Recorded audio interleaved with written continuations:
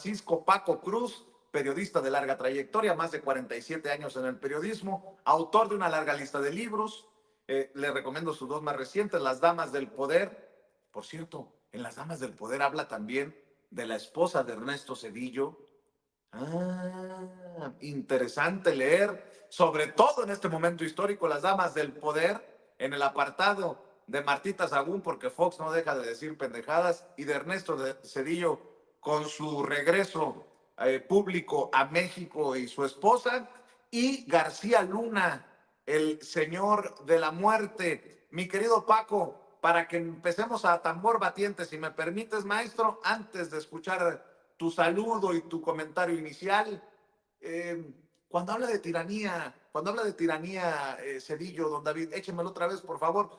No, digo, provocador profesional soy, yo sé que se va a enchilar Paco y va a empezar con todo, sin censura. Legítimo, ellos dirán que ganaron en 2 ocasiones y con claridad las elecciones federales presidenciales. Y perdón, en el 18 Ciro, pero y en el 24. Seamos claros, ¿sí? Estoy seguro que las personas que votaron por ese partido, que fue algo más de la mitad, nunca se les preguntó, ¿están ustedes votando porque se destruya la democracia y se construya una tiranía donde seguramente será muy fácil abusar de sus derechos humanos y no respetar sus garantías individuales? Porque es lo que sucede en todas las tiranías. Absolutamente. La historia es muy clara. Y la historia de nuestro país y la historia de América Latina en particular es muy clara. Cuando hemos tenido gobiernos abusivos, autoritarios, sin límites en su capacidad de hacer daño, entonces se traduce en una tragedia para la gente. La gente no fue a votar, la gente fue a votar por candidatos. Y además la gente fue a votar, obviamente, movida por una maquinaria electoral que ha construido el partido oficial, utilizando la política social, y eso fue denunciado, fue dicho por el Tribunal Electoral. Hasta ahí. Ahora sí, maestro Paco Cruz, te saludo con mucho gusto, te mando un abrazo, Paco. Vicente, ¿cómo estás? Un abrazote de regreso. Mira, primero, sí, un saludo para Pepe, para Pepe, que ojalá mejore muy pronto, y decirle a la gente, en octubre vamos a presentar su libro, ya próximo, en la Feria del Libro, en el Zócalo de la Ciudad de México, así que espero que esté bien Pepe, y que lo tengamos la próxima semana aquí en la mesa, en Sin Censura.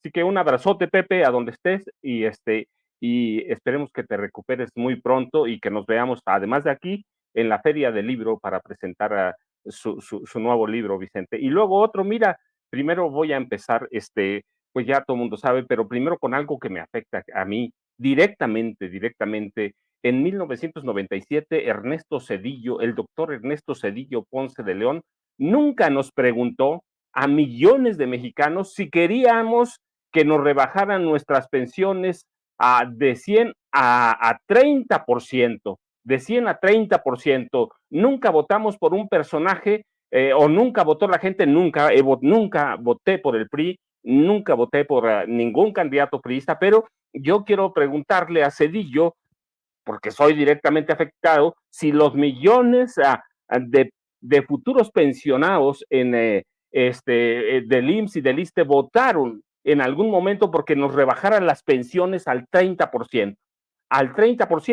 que es, digo pensionados porque soy pensionado, tú sabes, del Seguro Social, y de 100% me bajaron a 30% por órdenes de Zedillo con acuerdo de la Suprema Corte de Justicia de la Nación.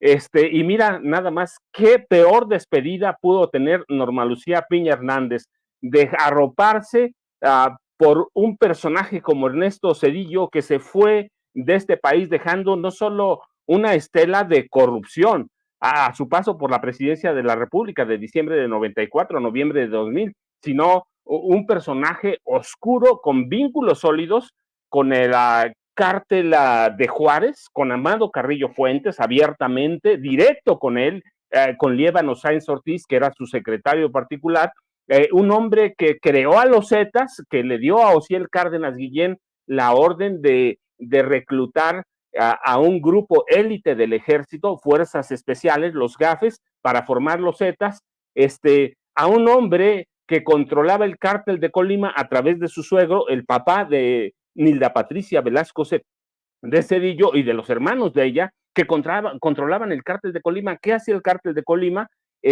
Nada más la fabricación, distribución y envío a Estados Unidos de drogas, de drogas de diseño, es decir, de drogas creadas en laboratorios que hoy conocemos o nos lleva hasta lo que hoy es el fentanilo. Pero mira qué triste, sin una figura relevante, sin la oposición, fracasados todos sus aliados, los aliados de Norma Lucía Piña Hernández, Claudio X González, Alejandro Moreno Cárdenas, Marco Cortés Mendoza. ¿Recurre a quién? A la figura de este hombre para arroparla en su despedida. Zedillo fue un pillo, un sinvergüenza, y sí, fue un cínico vendepatrias. Él es vendepatrias, un representante fiel de un neoliberalismo que empobreció a la gran mayoría de los mexicanos y enriqueció brutalmente a una oligarquía. Nunca nos preguntó si queríamos que creara el Fobaproa, que fue un atraco, el mayor atraco a la nación que ha habido en la historia de este país, el mayor atraco en la historia, 3 billones de pesos. Ya lo decía el maestro Ricardo Sevilla, ¿hasta cuándo vamos a terminar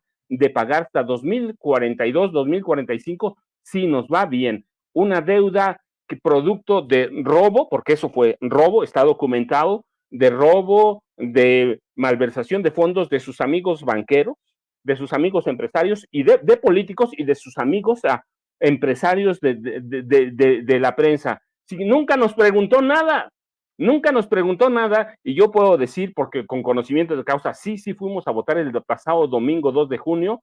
¿Por qué?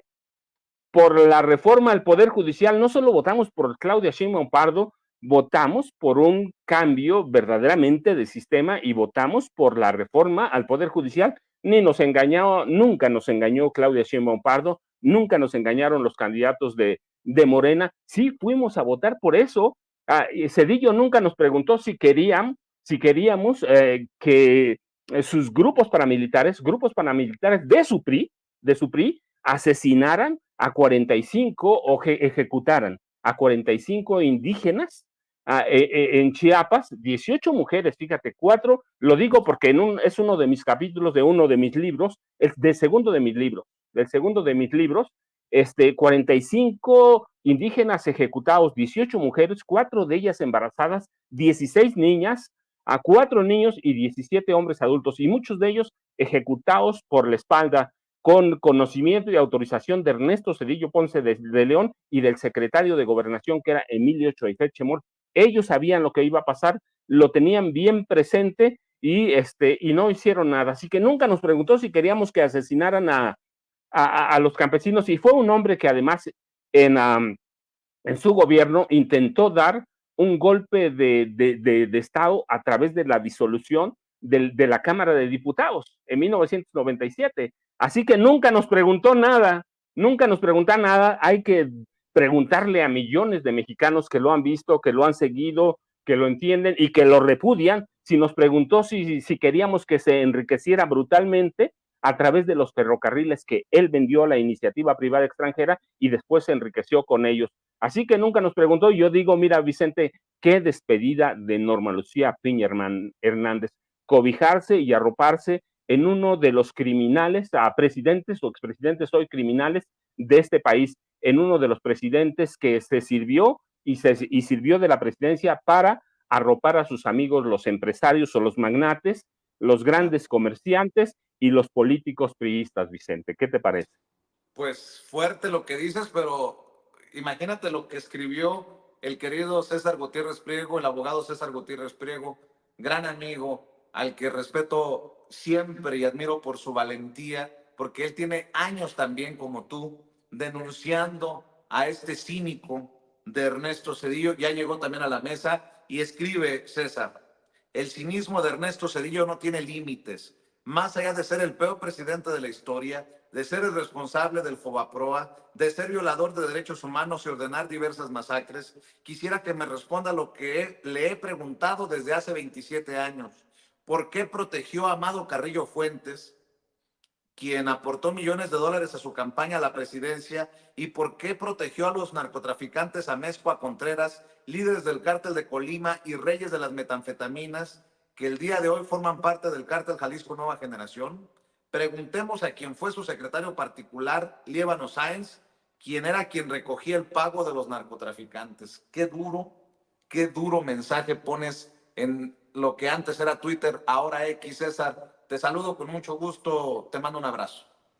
¿Cómo estás, Vicente? Un saludo siempre con afecto, obviamente un saludo a Paco y obviamente lo mejor a Pepe, que estamos al pendiente de su recuperación. Mira, fíjate, Vicente, esto es nada más para que la gente recuerde un poco quién es Ernesto Zedillo. Incluso subí ahorita a X, lo que antes era Twitter, el hecho de, imagínate, traer a Ernesto Zedillo para hablar de la división de poderes y el respeto al poder judicial. Es como si reviviéramos a Díaz Ordaz para traerlo a una conferencia de respeto a los derechos humanos, ¿no? Así de ilógico me parece el hecho y la desesperación de quienes claman por la división de poderes, sin olvidar que obviamente todo lo que ellos han estado intentando, Vicente, saben que no procede.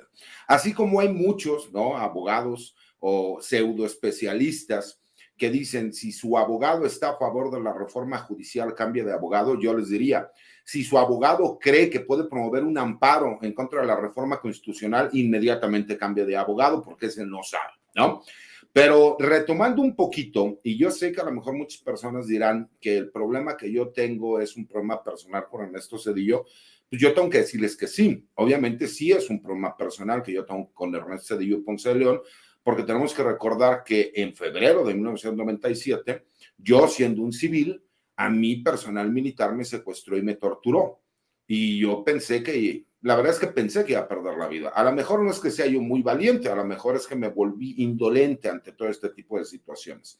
Y que yo he buscado confrontarlo en diferentes lugares. Yo ya fui a Yale y me corrieron de las instalaciones cuando le empecé a gritar y a reclamar públicamente. Tú lo sabes, me entrevistaste la vez anterior que vino a México, en donde ahí hicieron algunos movimientos para que yo no pudiera ir a increparlo. Y la verdad es que el domingo, por más que intenté, obviamente como es una asociación internacional de abogados, pues ellos restringieron los accesos para que yo no pudiera tener la posibilidad de confrontar. Pero yo le pregunto y le hago la pregunta pública, ¿no? ¿Qué pasa con estos nexos que están documentados? Y que no nada más lo digo yo, muchísimos medios de comunicación han hecho sus investigaciones y han llegado a la misma conclusión, que en el sexenio de Ernesto Zedillo Ponce de León se protegían narcotraficantes. Yo sí muestro las pruebas, nosotros sí presentamos las denuncias en su momento y fuimos atacados por un gobierno. Para todos aquellos que hoy hablan de tiranía, mi querido Vicente, yo les quiero recordar que en los tiempos de Ernesto Zedillo no tenías derecho de réplica, no podías utilizar ningún medio de comunicación porque no existían las redes sociales, iniciaba el internet por aquel entonces. No tenían la posibilidad de que ningún medio de comunicación, porque además el gobierno era quien les daba los espacios para que y las concesiones, pues no podías tú ni siquiera tener la oportunidad de decir qué es lo que sucedía. Yo quisiera que hubiera pasado lo de mi señor padre en estos tiempos, con la edad que tengo, la experiencia que tengo hoy y con todos los medios de comunicación que existen, sería otra cosa. Pero aquí, más allá de las rencillas personales que yo tengo en contra de este personaje, es increíble que utilicen a un pasquín como él, que es el creador de todos estos fideicomisos, de todas estas supuestas instituciones ciudadanas e independientes para mantener el control. De facto, el PRIAN nace con Ernesto Zedillo Ponce de León. Y nada más recordemos por qué el presidente de la República, Vicente, acaba con todos estos fideicomisos fantasmas que existían en México, porque todavía cuando llega el presidente de la República seguían existiendo fideicomisos a favor de los hijos de Carlos Salinas de Gortari y de Ernesto Zedillo, que recibían decenas de millones de dólares a razón de que todos sabemos que el hijo mayor de Ernesto Zedillo, quien por cierto, le vuelvo a decir, he recibido sus amenazas y acuso de recibo y aquí sigo y aquí seguiré, ¿no? ¿Por qué? Porque siempre lo he dicho abiertamente y me gusta ser una voz crítica y decir las cosas como son. ¿no? Ese hijo que no quiso reconocer al hijo de Erika Buenfil, que resulta que es multimillonario y que tiene un par de propiedades que valen cientos de millones de dólares cuando nunca en su vida ha trabajado. ¿Por qué la gente quiere realmente vanagloriar a un expresidente opaco, un expresidente que viene a decirnos que vamos a vivir una tiranía cuando en su sexenio sí vivimos una tiranía, cuando nos quieren espantar con el petate del muerto de que nos vamos a convertir en Venezuela? Señores, nosotros ya fuimos y estuvimos peor que Venezuela. En el sexenio Ernesto Zedillo, lo que él llamó el famoso error de diciembre, que a nivel mundial se conoció como el efecto tequila, supimos la peor crisis económica de nuestra historia.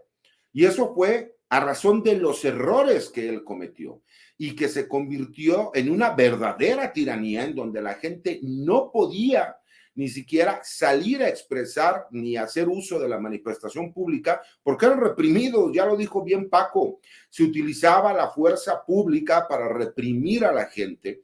Y es increíble que el día de hoy quieran venir y hablar de un personaje que, imagínate, sigue hablando de garantías individuales y no reconoce en ningún momento a los derechos humanos porque fue una reforma del año 2011. Un personaje que tiene décadas viviendo fuera de México y que quiere venir a darnos a nosotros una lección de moral cuando ha sido el peor y más gris de los presidentes de México, que además estuvo ligado con narcotraficantes, que las acusaciones las he hecho yo de forma directa y jamás me ha salido a desmentir. ¿Por qué? ¿Por qué cuando lo fui a confrontar ayer no me dijo nada? ¿Por qué mejor a una conocida mía le dijo, pues es que fue la información que me pasaron en su momento y yo me equivoqué? Pues sí, pero ¿por qué? O sea, qué fácil es destruirle la vida a una persona y a una familia diciendo, chin, es que me equivoqué, me enojó que él hubiera hecho investigaciones en contra de mi familia. Ese es el tipo de presidentes que tuvimos y que él a su vez, recordemos, que no haya sido un demócrata. Él sabía que con el pleito que había tenido con Salinas de Gortari, el candidato del PRI, si me explico, que iba a llegar posiblemente, que era el que fue exgobernador de Sinaloa y que posteriormente fue secretario de Estado, La Bastida, no era su candidato. Recordemos que incluso, ¿no? Los que ya somos un poco más grandes, que ya estamos rodados en carretera, sale La Bastida a decir que él no puede en este momento hablar de resultados porque apenas inician los conteos y es muy pronto.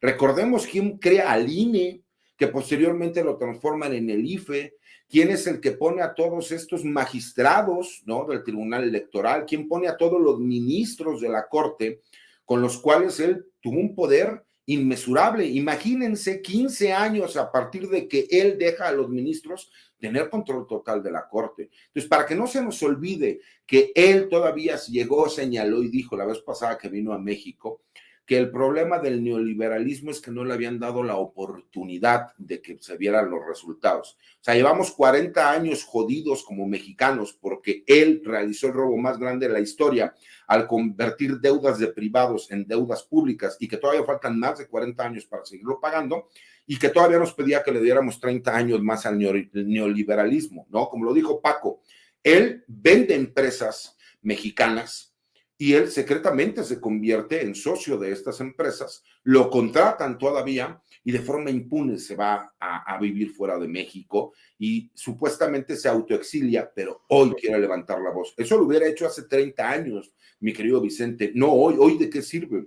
Con todo respeto, es un personaje gris, decrépito, no conoce la realidad de lo que se vive en México y obviamente viene a defender la pérdida de poder que ha tenido personajes como él y sus allegados. A ver, Paco, nos hemos enfocado en un personaje que ha sido catalogado como narcopresidente por haber encabezado un narcogobierno, y me refiero a Felipe Calderón, pero fue primero Zedillo un narcopresidente, y en este sentido también decir que en el PAN no tienen autoridad moral porque ya se le dictó también 3 años de prisión en Texas a una exregidora de Reynosa del PAN, que en su momento transportaba casi 45 kilos de droga cuando fue capturada en Falfurrias por allá en 2023, el año pasado, Paco. Vicente, no, mira, la cuestión, yo lo he documentado, la cuestión con Ernesto Zedillo Ponce de León y con los narcopresidentes es que yo recuerdo mucho en 2007 cuando me preguntaban si alguna vez íbamos a tener un narcopresidente, y mi respuesta era clarísima porque lo he documentado desde 1984, que trabajo, desde 82 empecé, pero bien a cubrir notas de narcotráfico. Yo les decía, pero hemos tenido muchos narcopresidentes. Si nos enfocamos a la época civil, aunque tuvimos el primer narcopresidente en 1932, Abelardo L. Rodríguez, que fue el primer gran mafioso de este país que controló el tráfico de drogas en la frontera Mexicali, antes de que Mexicali, antes de que Baja California fuera un estado, cuando era un cantón y cuando era un distrito, y luego tuvimos, para dar un salto, para el primer narcopresidente civil, Miguel Alemán Valdés, que controlaba con el presidente del Senado, Carlos C. Serrano, controlaban el narcotráfico, tenían una residencia conjunta, a Miguel Alemán y el coronel Carlos C. Serrano. Desde allí salían los operativos antinarco, ahí llegaban las drogas, el dinero decomisado, y desde allí se distribuían. ¿Sí? Entonces hemos tenido, después tuvimos narcopresidente Carlos Salinas de Gortari, yo lo he dicho muchas veces, pero además lo tengo documentado. Carlos Salinas de Gortari tuvo un superpolicía, Guillermo González Calderón, está muerto porque lo ejecutaron en McAllen, un superpolicía del nivel de Arturo el Negro Durazo Moreno, del nivel de Genaro García Luna, y este superpolicía controlaba el cártel de Juárez, controlaba el cártel del Golfo. Para Carlos Salinas de Gortari, Luis Echeverría, la familia de la esposa de Luis Echeverría, controlaba parte del cártel de Guadalajara. Un hermano de la señora María Esther Zuno Arce murió en Estados Unidos de producto de esto. Es decir, Arturo el Negro Durazo controlaba el narcotráfico, lo sabía la CIA, el FBI, la DEA, todo el mundo lo sabía, y lo perdonaron. ¿Por qué? Porque el compromiso era que López Portillo o Arturo el Negro Durazo Moreno iba a acabar con todas las guerrillas comunistas que había en este país, los remanentes de las guerrillas comunistas.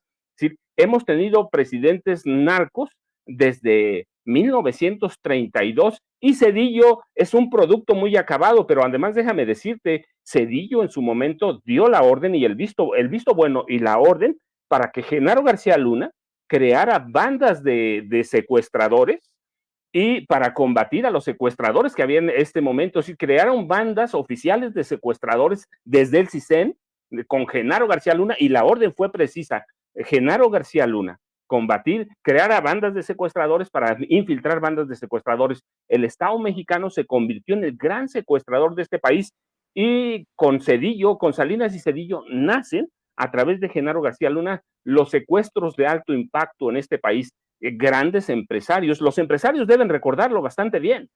Slim, por ejemplo, un sobrino y un tío secuestrados por Genaro García Luna. Así que esa es la imagen del viejo PRI, esa es la imagen del nuevo,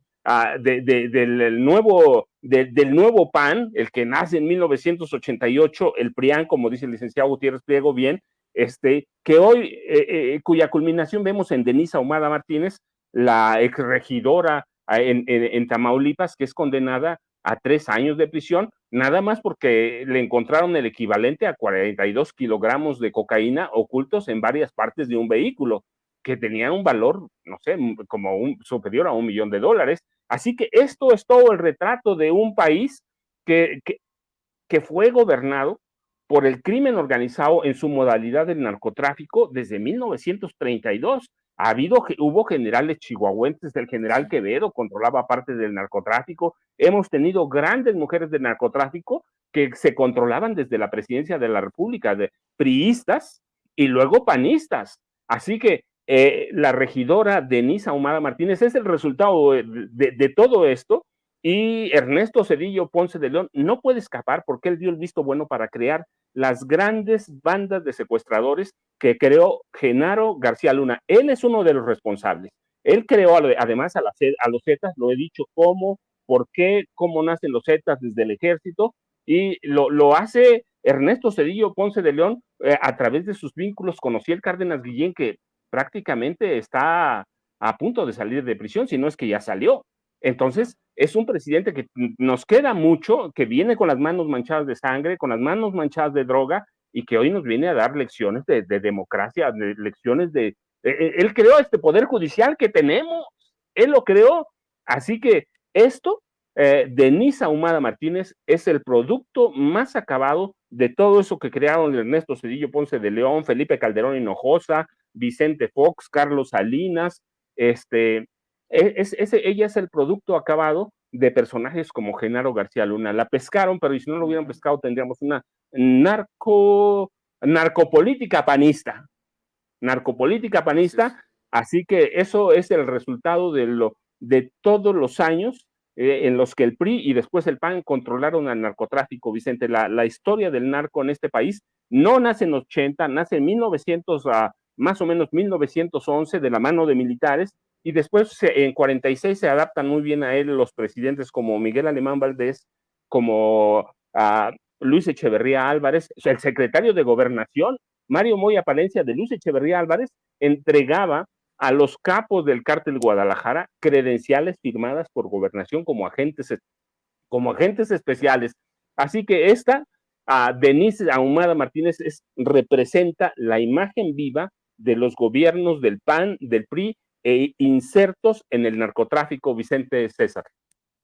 Así es, y con lo que está ocurriendo en Sinaloa, estos brotes de violencia, qué importante es analizar lo que propones en tu columna, César, para cerrar.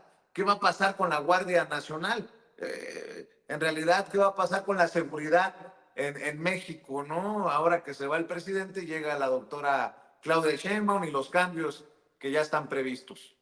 Mira, en primer lugar, muy desafortunadas las declaraciones del comandante de región, lo que señala y dice que ellos no son los encargados, ellos no son los responsables de la inseguridad en el estado de Sinaloa, ¿no? Me parece lamentable y me parece que agarraron fuera de lugar al general. No creo que haya querido decir eso, pero lamentablemente lo dijo. Y mira, explico, porque la gente sigue teniendo muchas dudas de qué es lo que va a suceder con la Guardia Nacional.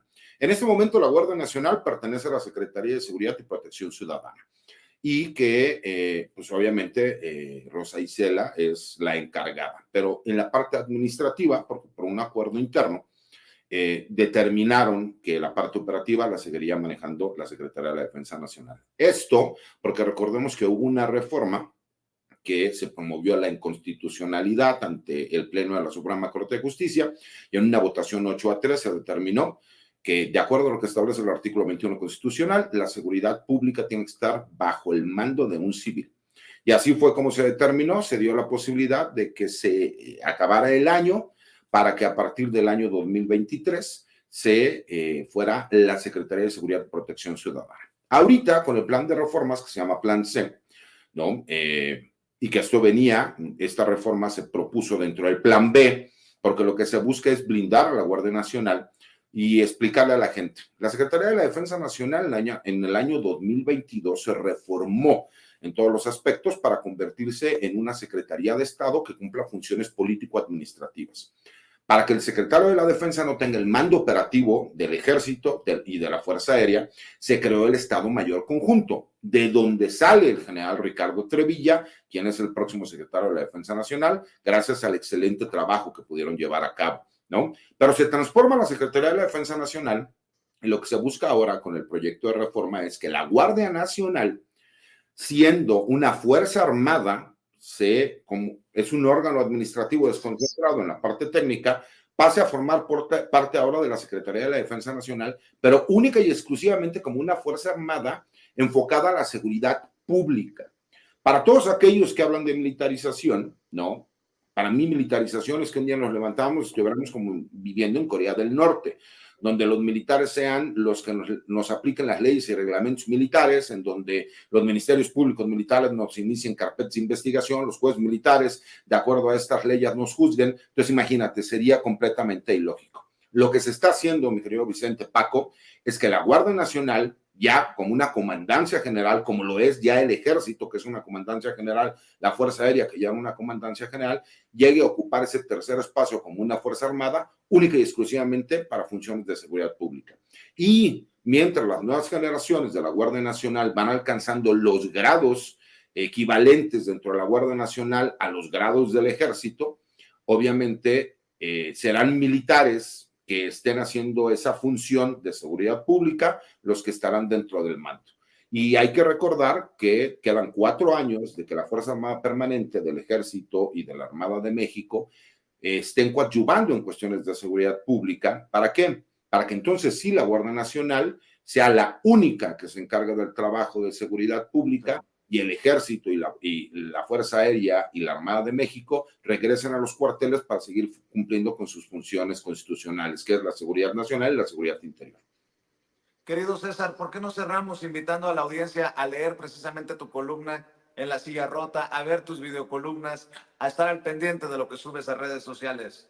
Claro que sí, mi querido Vicente. Como buen bellaco que soy, orgullosamente bellaco, ¿no?